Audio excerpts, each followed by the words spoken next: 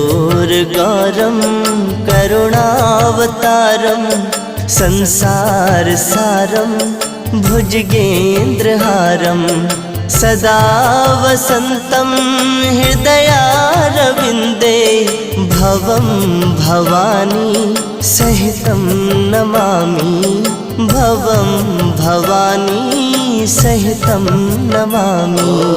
कर्पूरगौरं करुणावतारं संसार